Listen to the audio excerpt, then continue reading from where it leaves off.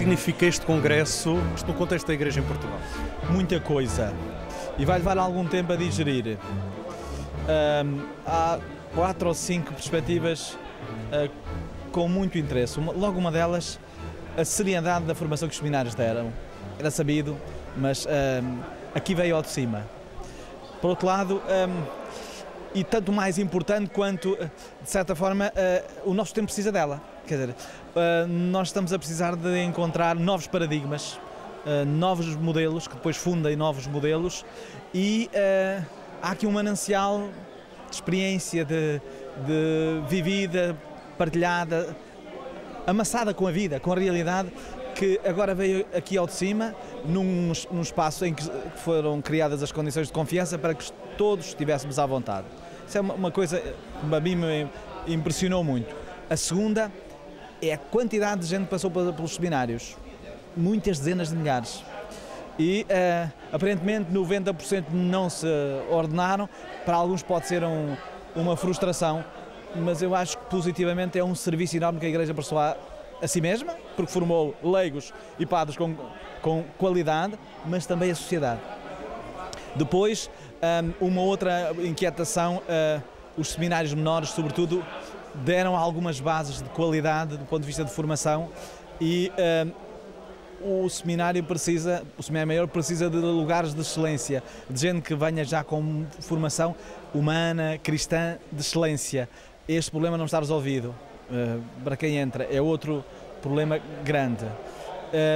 E depois, assim como os seminários corresponderam a uma resposta eficaz durante o século XX, quase até às últimas décadas do século XX, para muita gente, que respostas estamos hoje nós a dar? Quer dizer, que novas propostas devemos colocar sobre a mesa?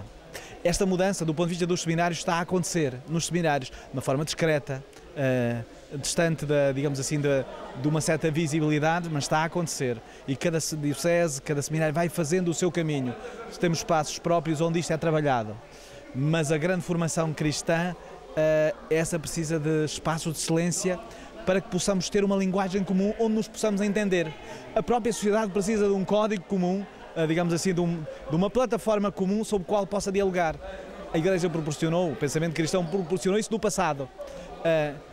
Esse património vai se esvaziando. Nós somos convidados a participar hoje na construção de uma nova plataforma que já não implica só o património cristão, mas outros patrimónios, dando o nosso contributo para que a sociedade encontre espaços de qualidade em que ela possa também rever-se e crescer. Naturalmente diferente daquele seminário do que se fala neste simpósio. Será, e voltaremos a partir do essencial, para fazer uma nova história, um novo caminho. E muito desse caminho está a ser feito, como já dizia. E o essencial é perceber que os seminaristas são aqueles que se descobrem amigos do Senhor, discípulos de Jesus.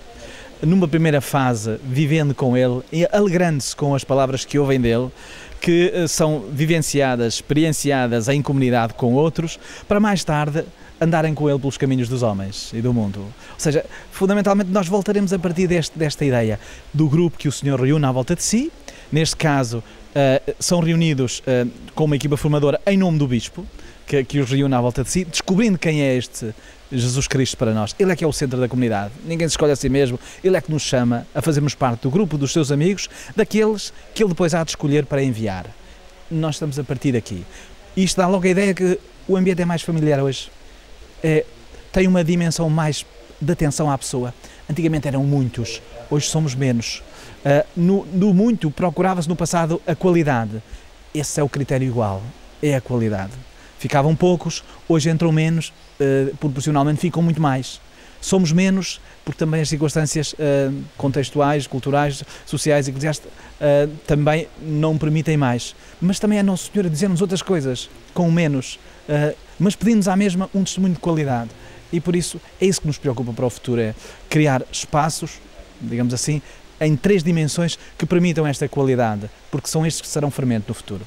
Por um lado, descobrir para uma relação feliz com Deus, ou seja, de uma relação profunda de fé, lúcida, implicativa com a realidade. Segundo, ajudar a formar nas nossas comunidades a ideia de que são elas as principais protagonistas do ambiente que é preciso criar para que novas vocações surjam, ou seja, comunidades que não vivem apaixonadamente, de alguma maneira, o Evangelho, não motivam para o despertar das vocações.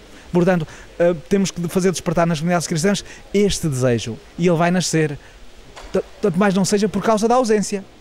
Já que não mudamos porque devemos mudar, vamos ser obrigados a mudar porque não temos outra forma de fazer. Então, esse é um sinal dos tempos. Era melhor que a gente mudasse porque percebemos que tínhamos que evoluir. Se não fizermos, nós temos de dar-nos uma ajuda, porque a realidade sociológica vai ajudar a isso. Uma terceira fase é nós próprios, os próprios responsáveis dos seminários, irem evoluindo para que possam, de certa forma, ajudar, por um lado, que a voz de Deus que ecoa e que chama os jovens possa continuar a ser ouvida nas comunidades. E nós temos que inventar formas de nos aproximarmos dos jovens ou de outros que porventura não estejam lá. E depois continuar a acreditar que isso é uma verdade de sempre, que continua a haver generosidade no coração dos jovens. É só importante que a gente encontre o espaço em que a voz de Deus e eles se cruze, a voz de Deus e a presença dos jovens, e eles tenham condições para a escutar. Isso significa criar pontes com as novas experiências juvenis, a nova cultura juvenil.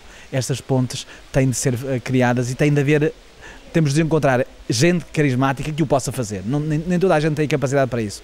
E as dioceses vão à procura dessas pessoas. Finalmente, este simpósio tem um dos maiores contributos com aquele estudo da Universidade Católica que foi apresentado. Que contributo é que pode dar em termos pastorais? Digamos assim, transforma algumas intuições em dados credíveis. Intuições que nós já tínhamos, mas que agora com esta investigação científica, com 1200 pessoas entrevistadas, segundo os especialistas da Universidade Católica, é suficiente para ter uma amostra credível, tanto quanto nós na preparação do inquérito pudemos perceber. E dessa maneira as perguntas foram aquelas, podiam ser muitas outras, e dá para nós percebermos um quadro um pouco, o horizonte em que nos situamos e também a tendência, o valor do seminário, o valor destas associações dos estudantes, o desejo que há destes antigos alunos dos seminários de encontrar espaços de reflexão e de partilha, também a possibilidade de identificarmos novas tendências e até ausências que precisam de ser pensadas. Portanto, é sobretudo um primeiro trabalho que agora precisa de aprofundamento.